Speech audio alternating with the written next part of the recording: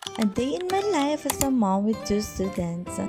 So this school year nga mga Mima, meron akong 2 estudyante.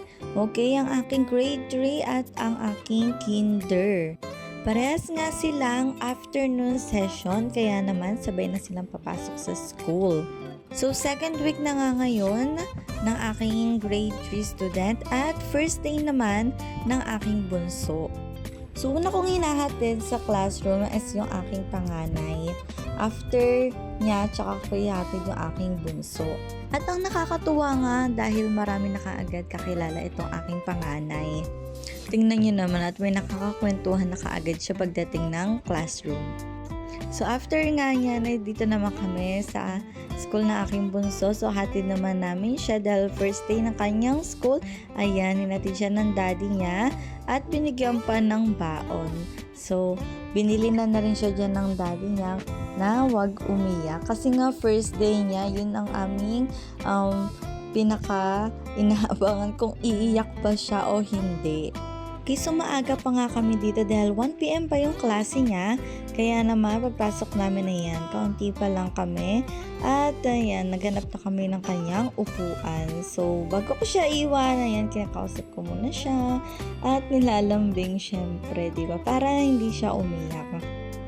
Okay, so nung magsisimula na nga yung klase nila, ayan, nagpaalam na ako sa kanya at sinabi ko na dito lang ako sa labas ng kanyang classroom. Kung may kailangan siya, silipin niya lang ako. So, ayan, nandito na nga kami sa labas. Pinalabas yung mga parents. Okay, may mga nag-iiyakan na nga dyan ng mga bata. Naghahanap na ng mommy. Kakalabas lang, naghanap na agad ng mommy, diba? So, ayan, dahil sobrang init nga, meron tayong dalang mini fan.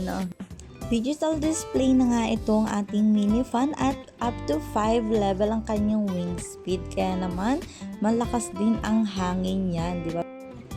After ng klase nila, break time na. So, dahil meron pang oras dito at first day pa lang din naman nila, nagkaroon kami din dito ng election ng mga officers at ayun, naging auditor pa nga tayo dyan. So, after that, mga Mima, so, nagbigayan na nga ng stars dito. Pinaka-inaabangan ng mga estudyante, yung star na bibigay sa kanila.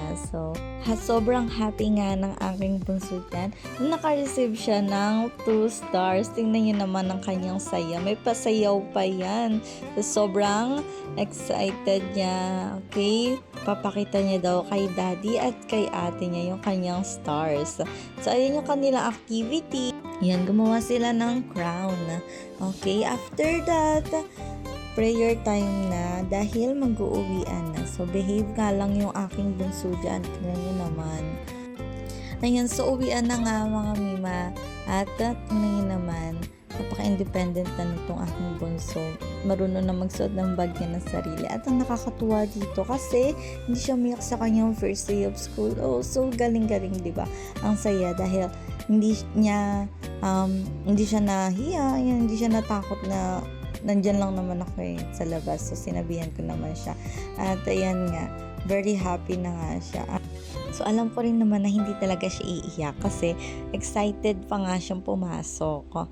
So, that's all for today's video mga Mima. And don't forget to follow and like ng ating video. Thank you!